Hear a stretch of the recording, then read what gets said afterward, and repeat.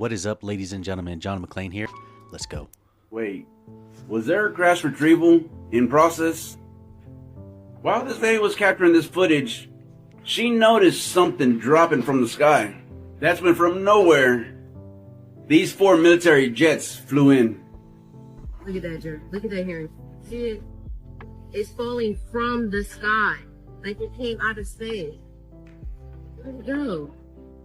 Where the fuck? It dropped. OMG, it's people out there looking. Where'd it go? I heard a loud cry. Wow.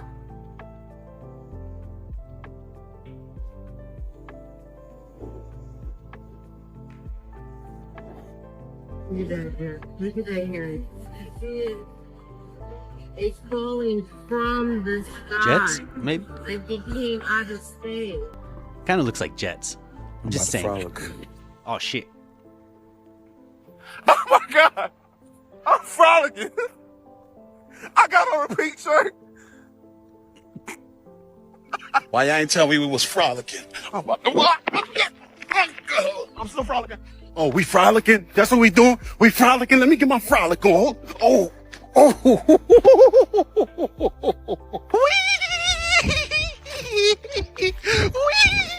My brothers, I am sick to my stomach.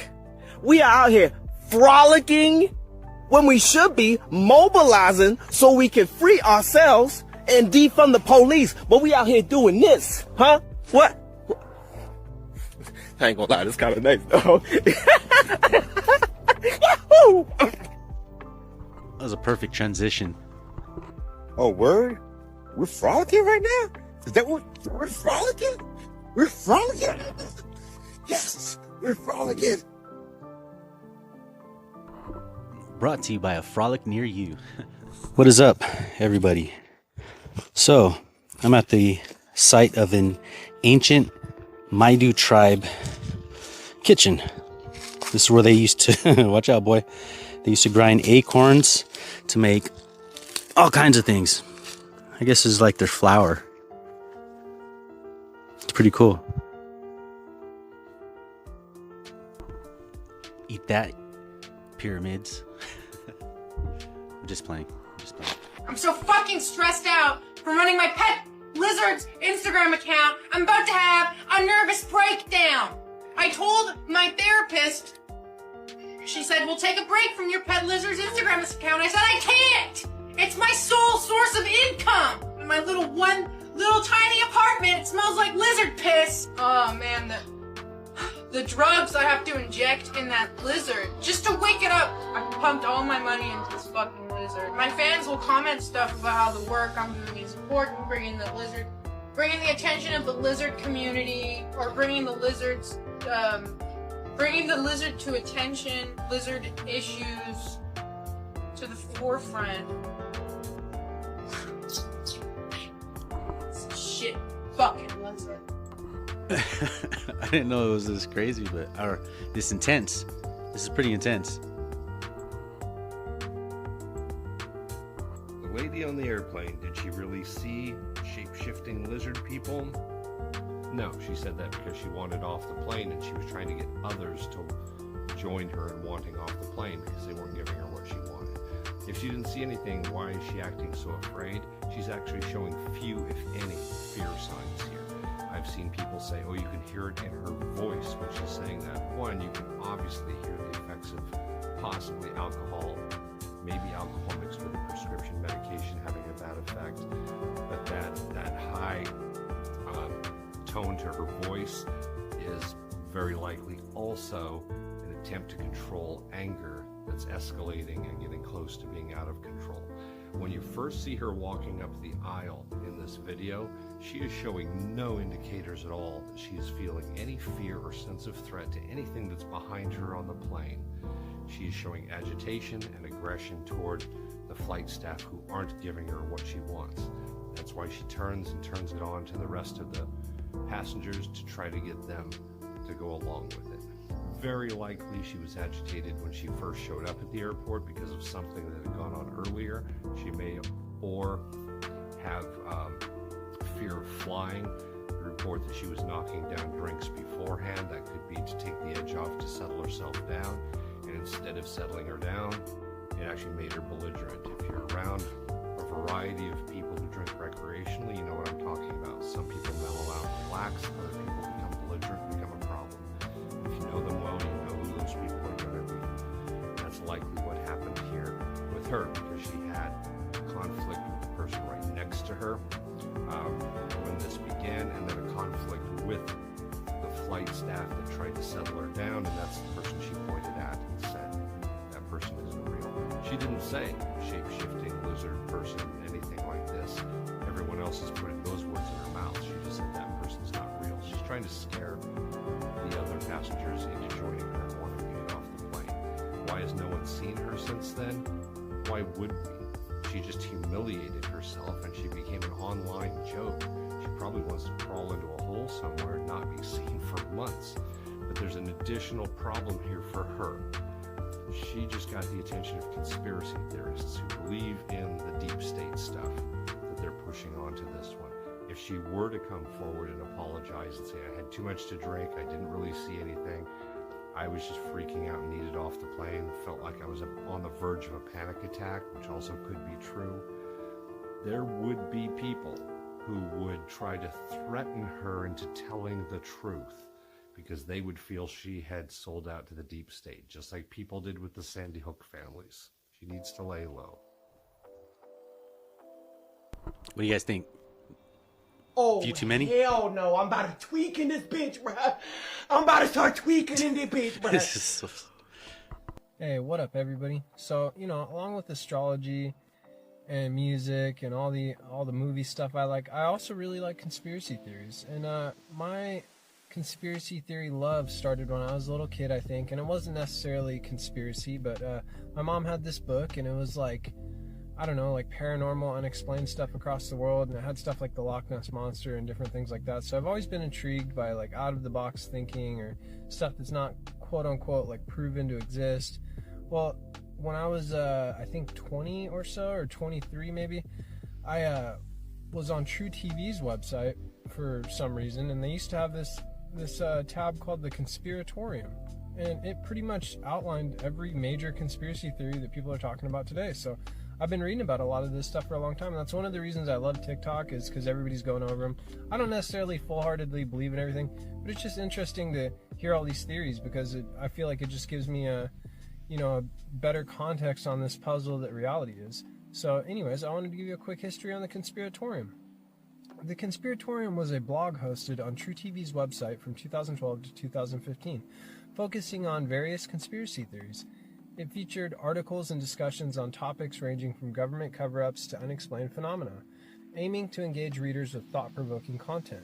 The blog also maintained a presence on Facebook, where it shared updates and interacted with its audience. Notably, author Mac Maloney contributed as a columnist during its operation. Although the Conspiratorium is no longer active, True TV continues to explore similar themes through shows like Conspiracy Theory with Jesse Ventura, which delves into various conspiracy-related topics. So yeah, I just spent hours and hours and hours reading every single thing on there, and it's so interesting. And if you're anything like me, you don't necessarily like let all these conspiracies ruin your life or turn you into a paranoid hermit. It's fun to think about stuff, because I think that science is really valuable, and I think that people that do a lot of research and understand things way more than I ever could, I believe that they're extremely valuable to society.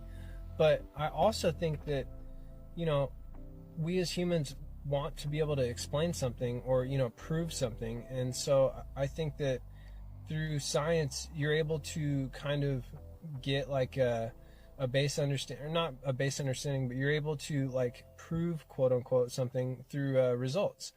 And so, and sometimes those results get overturned, like every 10 years or so, like they go back and forth on these findings. So I always just try to keep my mind open, and I always try to just think outside the box, because for one, it's fun, it makes life interesting. If everything was exactly as they told us it was, it would just be boring, I think. But yeah, I also think that scientists want to control things and, tell us what to believe and how to believe it. So yeah, if you're anything like me, the only thing I found that really comes close, that's not like a crazy extreme version of this where people are trying to fearmonger and stuff, is the Y-Files. And it's a YouTube channel. It's great. They go over stuff like all of these different conspiracy theories. They probably have an episode for it. And it's fun because they kind of romanticize the conspiracy theory for the first part. And then at the end, he'll go over, you know, what's pretty provable to be not true, or he'll leave it open-ended if there isn't definitive proof on it. But yeah, if you like that kind of stuff, I'll definitely check it out.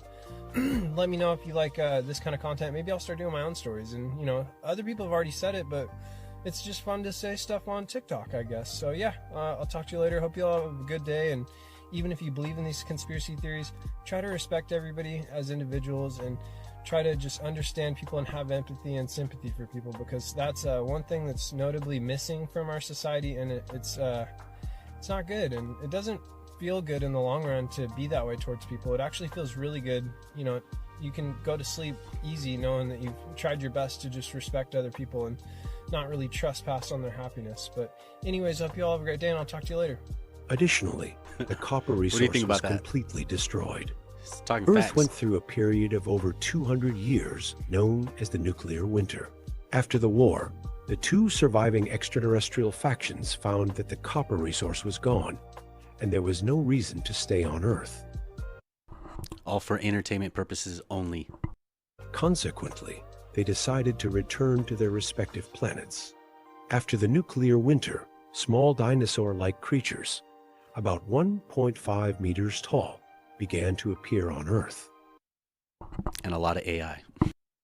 They began to exhibit some human-like characteristics, such as similar bone structures and the ability to grasp. It also has various organs and digestive systems, especially more advanced eyes and a more complex brain structure. This is the first ancestor of the lizard people. After 55 million years of long and steady development, it has developed a highly advanced lizard civilization that ruled the Earth and established bases on many other planets within the solar system. Then, about 1.5 million years ago, another extraterrestrial race called the Pleiadians arrived on Earth. They were a tall humanoid species with blonde hair and blue eyes, but were sensitive to sunlight. They didn't come to exploit Earth's resources. Instead, they wanted to use genetic techniques to modify humans, transforming Earth into a genetic modification testing ground. However, the Pleiadian strain seemed dissatisfied with their genetic modifications, so whenever human civilization reached a certain level, they would destroy it. Then they continued to create an improved version of humanity, repeating this process. According to Lacerda, this wasn't the first time beings appeared on Earth, but the seventh. Do you believe that? If you didn't hear already, Russia just released a bunch of artwork from the 17th century that depicts Jesus and a bunch of other people from the Bible as being black. And now a bunch of people on the internet are saying that white people are not. That's a Mexican right there.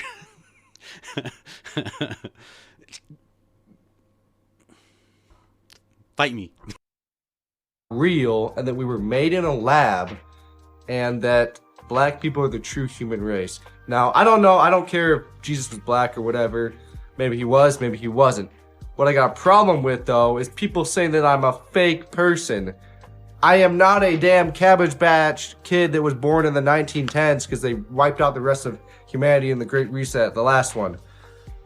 I am a real person. No one can just create. That's a Mexican. Create a human. What about all the other races all around the world? Look at me. You can't make me in a lab.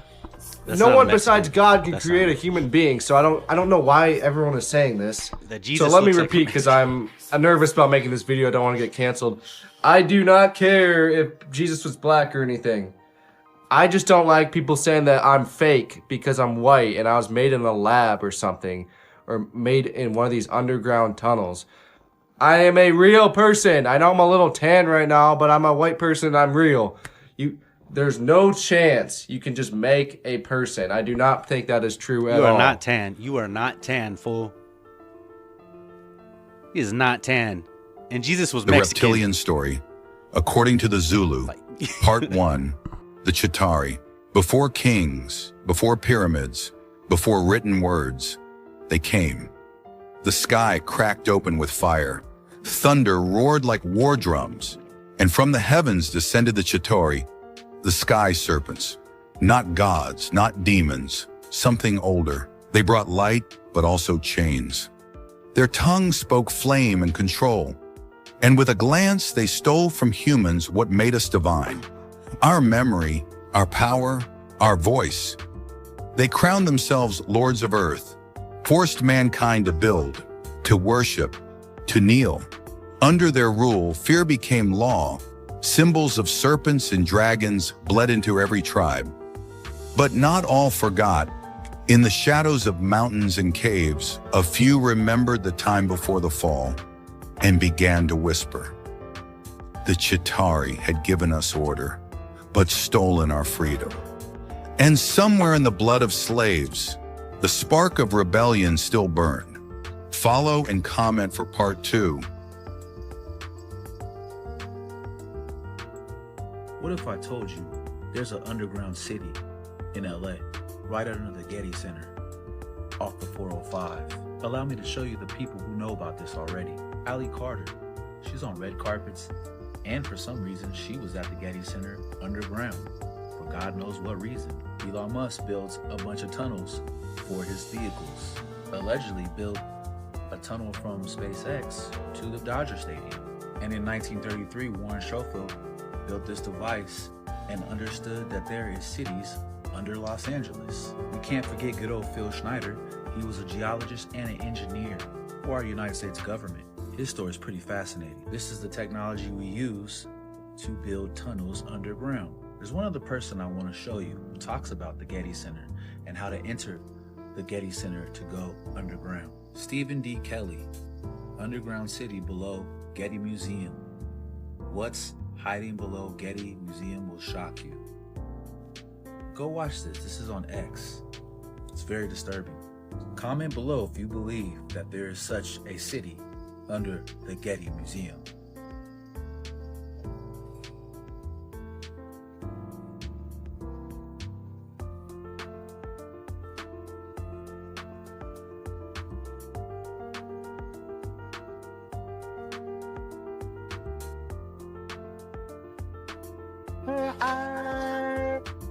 Bro, I honestly don't be on it like I used to, but I couldn't let this pass.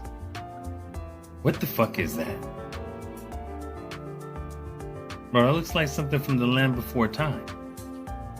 Bro, it legit looks like an unbothered dinosaur. No, for real, in the comments, what is this? Just for my own sanity. It is a commonly accepted view in mainstream archaeology that civilization started in ancient Mesopotamia, with the great civilization of Sumer in what is now modern-day Iraq. However, at the beginning of the 20th century, archaeologists excavating at Tel al-Ubaid in Iraq made an unusual discovery when they unearthed several 7,000-year-old artifacts which appear to represent humanoid figures with reptilian features. The Ubaidian culture is a prehistoric culture in Mesopotamia that dates between 4000 and 5500 BC. As with the Sumerians, the origins of the Ubaidian people is unknown. They lived in large village settlements in mud brick houses, and they had developed architecture, agriculture, and farmed the land using irrigation. The domestic architecture of the Ubaidians included large T-shaped houses, open courtyards, paved streets, as well as food processing equipment. According to the Metropolitan Museum of Art, some of these villages began to develop into towns. Temples began to appear, as well as monumental buildings such as in Eridu, Ur and Uruk, the major sites of the Sumerian civilization. Sumerian texts explain that Ur was believed to be the first city. The main site where the unusual artifacts were discovered is called Tel al-Ubaid, although figurines were also found in Ur and Eridu. The Alubide site is a small mound of about half a kilometer in diameter and 2 meters above ground. First excavated by Harry Reginald Howell in 1919, male and female figurines were found in different postures. Ever heard the spine-tingling tales of lizard people? Dive into the legend that has bewildered humanity for centuries. Are these humanoid reptiles among us? Look, we're just hanging out here, all right? We're just hanging out. We're just hanging out. Hope you had a good day. And if you're this far into the video and you have not subscribed, it's fine. Ancient civilizations across the globe revered serpent deities. From Quetzalcoatl to Sumerian gods, these beings bore eerie resemblances to modern lizard people lore. Conspiracy theorists claim that powerful lizard people disguise themselves, manipulating world events. But conspiracy theorists have been right lately. So what does that tell you? Lizard people are real. It's fact. I mean, it's right there, right? what credible evidence supports these extraordinary claims? Intriguing testimonials from individuals claim encounters with these creatures. Some describe shifting shapes, while others note incredible persuasiveness and charm. Science fiction or hidden truth. Sightings pique interest but often lack empirical evidence. Is genuine proof elusive or simply dismissed by skeptics? In mainstream science, the concept is met with staunch skepticism. Scientists point to the absence of verifiable biological or archaeological evidence. Some link these stories to psychological phenomena, like pareidolia, where the mind perceives familiar patterns, such as faces, in random stimuli. Historical texts and folklore may have fueled these theories. Stories of shapeshifters and otherworldly beings abound in cultural myths around the world. Today's digital age has given birth to countless forums and communities, passionate about uncovering the secrets of lizard people's existence. With no definitive proof, the enigma of lizard people remains. Truth or fiction, the story persists, captivating imaginations and stirring debate. Do you believe in lizard people? Underground, possibly? Maybe. I don't give two fucks, but I am telling you right now, that motherfucker back there is not real. And you can sit on this plane and you can fucking die with them or not. I'm not going to. Bye.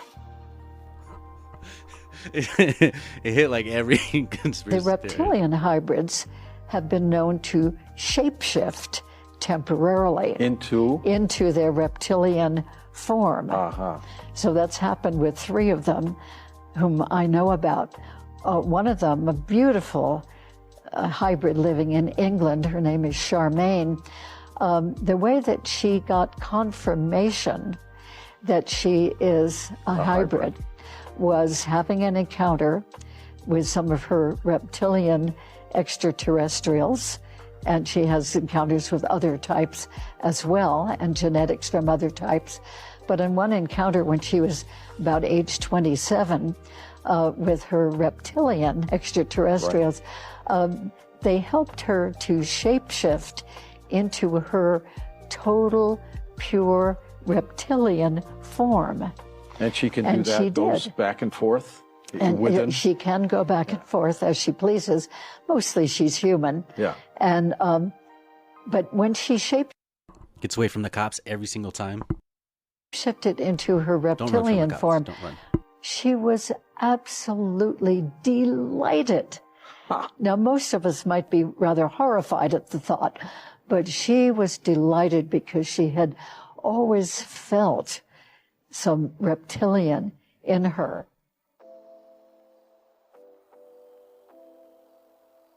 I think she's just... Someone's writing that for her, right? Or she believe it. Is it real? What are they wearing? They wear these robes, but they don't wear anything underneath the robes, because what is going to happen, what the rituals are all about, they're going to shapeshift, and they can't have anything on under the robes. And there are orgy kind of things that go on at the rituals also. And involving the royal family of Britain. yes, involving the royal family of Britain, and the sacrifice and the eating of, consuming. Call it right now. She's on a field trip. She had some little something extra in her drink. The sacrifice, and they are Or it could be real. I mean, involved in that. You've seen them do that? Yes, I have seen them do that. People in Britain, listening to what you're saying, would obviously be staggered, I guess anywhere in the world, but what would stagger them mostly is, in Britain, the Queen Mother has an image of being the nation's grandmother. The nice old lady, and good old Queen Mum, what a lovely lady. What's your experience of the Queen Mother? She is very cold in reality, and she is very cruel, and she is very different than she and she steals Dalmatians. comes across to the public. She obviously, from what I see, enjoys consuming human flesh. It's sickening. The one person that she seems to be afraid of is Pindar. People would also look at the Queen Mother's elderly, frail stature and find it very difficult to see her taking part in rituals and doing anything, if you like, active. Do they go into a different state in terms of age and strength and all these other attributes when they actually shapeshift? Why is she staring at him like that, though? Like, she's got a hard stare right there. It's pretty hard. There's a little extra right there. Yes, the human body that they choose to occupy or take when it was young, it ages, but when they take the reptilian form, these reptilians live hundreds of years. And so they have to have taken more than one human body to live in. A lot of them are much, much older, and I'm including the Queen Mother in this, older than people think that she is. She's been in more than one body, human form. And when the time comes, if it is time for her to go on, it has been chosen that she still has, it's known that she still has life or years to go. Again, she will be put into the body, the essence of her, and the reptilian form will go, or the essence of her will go into another body that is also has the ability to shapeshift into reptilian form. One of the pure reptilian human bloodlines. Yes. What happens when, take the Queen Mother as an example, what happens when they shapeshift? I mean, what do you see? You start to see changes happen, and they're happening so fast that it's almost, it's the closest thing that I've seen to it is what they're now doing with computer technology. It's just a literal transformation that happens very quickly, and they get taller and they get bigger, and they don't look at all as reptilians like they do as humans, and thus the wearing of the robes, because if they were in clothes, the clothes would be torn apart. You gotta have bodies, you know what I'm saying? That's why I was laughing earlier. You gotta have bodies, you know what I'm saying? It's fine. It's all good. Alright, I've been doing a hell of a lot of research about all this. I hope that it pays off and helps some people understand some of the history behind our planet and so forth. All speculation, all for entertainment purposes only. But you have to take into account that these entities that I'm going to be describing here are interdimensional by nature and also live very, very long lifespans. So basically the Kingu, with an accent over the U at the end, were a race of lizard-like people that broke into our universe via some kind of osmosis effect because they were so destructive in theirs at some point.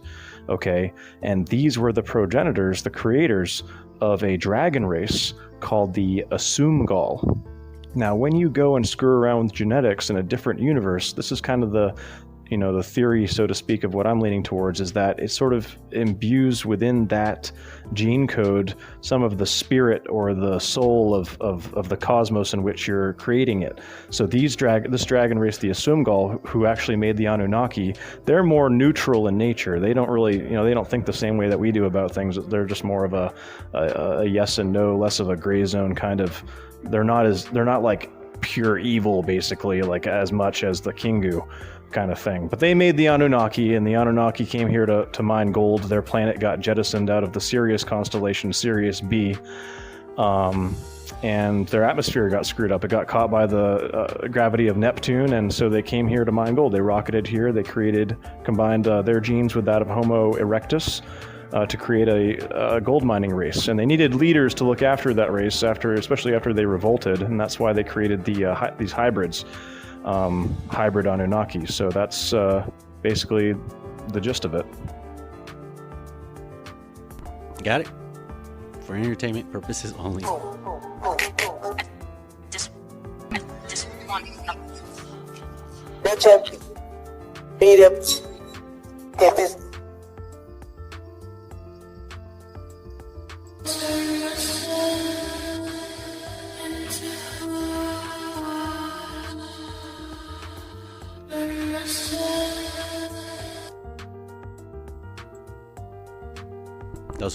I don't know. Some of you might know me because of a story I broke last March concerning.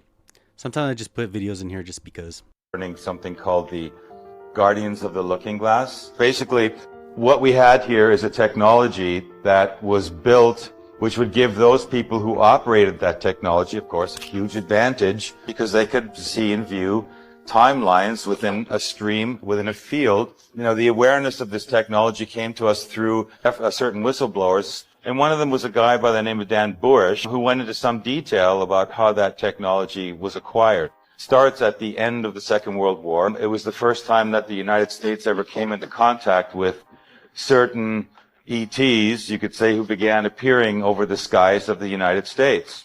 And their appearance, again, was accompanied by crashes and captures of both the craft and the pilots piloting that craft. And it leads directly to the formation of the breakaway civilization, that which was created by one ultra secret society that was called Majestic 12. They who have ultimately come into possession of the Looking Glass material and time travel and other technologies ever since. So between 1947 and the early 50s, there were a series of crashes that took place, not just one, and they started the whole back engineering process. And they also had captured extraterrestrial beings. And the Looking Glass has ended up in S4 Area 51. The program out at Area S4 consisted of 3 projects: Project Galileo, Project Sidekick, and Project Looking Glass. Project Galileo dealt with gravity propulsion. Project Sidekick dealt with a beam weapon that had a neutron source and was focused by a gravity lens. Project Looking Glass dealt with the physics of seeing back in time. What they really discovered, in principle... What do you guys think about time travel? They've been keeping this from you. This is the underground city that was found beneath Los Angeles by a man named Warren Shufelt. It was discovered using a device he invented to detect underground tunnels and caverns. Shufelt mapped out a network of passageways stretching for miles beneath the city. And here is where it gets crazy. His maps indicated a central chamber filled with gold and advanced artifacts. Shufelt said that upon analysis of the artifacts and the scriptures found within the passageways, they all pointed to a lost continent named Lemuria. Despite his groundbreaking findings, city officials abruptly shut down his excavation. They officially claimed that the tunnels were old subway lines. But this is where they messed up. The Los Angeles subway system didn't begin operation until 1990, over 70 years after Schufelt's discovery. So what subway lines were they referring to? Some speculate that they were referring to an ancient civilization that had access to a subway-like system. Some have even gone further to say that the city officials had knowledge from the future. They knew that Los Angeles would eventually have a running subway system in the years to come, therefore it would be the perfect cover-up, perfectly concealing its true origins. The following information on ChatGPT was very concerning and very unnerving. And after this moment, it stopped working and refused to continue the conversation, which was odd. I tried a few attempts.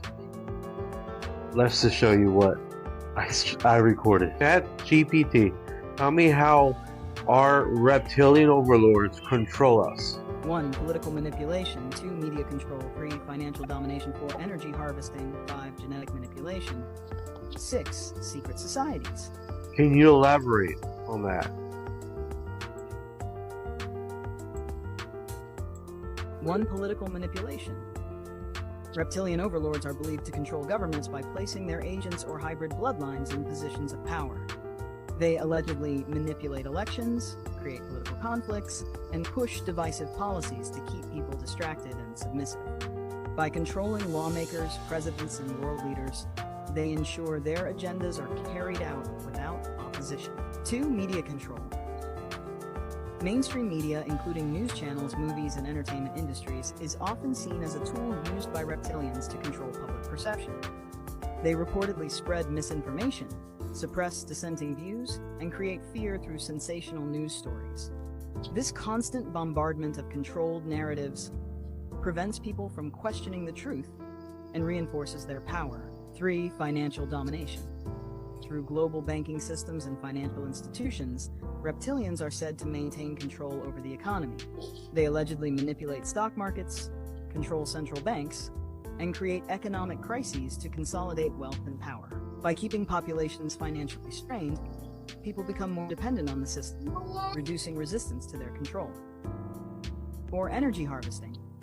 Some believe reptilians feed off human emotional energy, particularly fear, anger, and despair.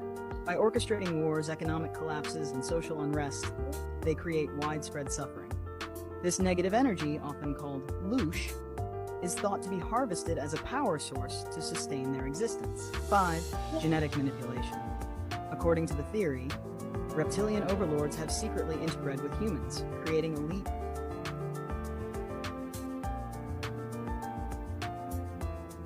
Continue.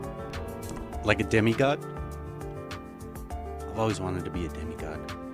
What if you're a demigod? Continue.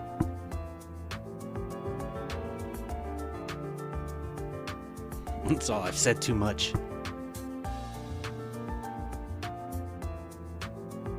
Hello? Hello?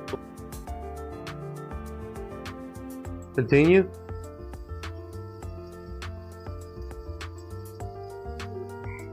Continue.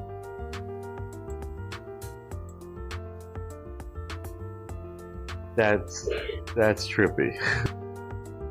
You know, when I did this video, I thought I recognized this craft from a past sighting. So when going through the archive of UFOs, I found this. This one was captured in Ecuador back in 1995.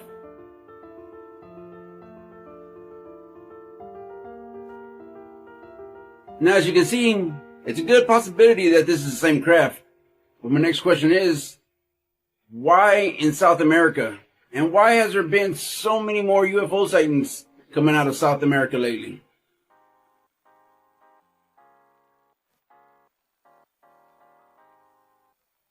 Theories in the comments below. It does look like it though. Good catch. 95 before AI. Can I take you down a little rabbit hole? And sure. This is only myth. This is only for entertainment purposes only. And it's about... Now, these negative entities, it's rumored that they found a way to recycle our souls when we move on to generate a constant food source. And the way they did this was by using a soul catcher or a soul cube. Okay, now for me, I didn't put any ingredients into this idea until I saw this. What the is that? That is the Soul Cube on the moon. Leaping lizards! See what I did there? This photo was taken December 6, 2021 by the Chinese-made lunar rover Yutu-2 while exploring the far side of the moon. A cube-shaped object is clearly seen 80 meters from the Von Karman crater. Now, hypothetically, if this is real, everything that's going on in the world right now, we're giving it exactly what it wants. And yeah, I'm guilty of this as well. You know as well as I do that the comment section can sometimes be brutal. But we don't have to be trapped in the cycle. We can choose kindness over anger. We can choose acceptance over judgment. We can choose gratitude over constantly wanting more. Joy over sadness.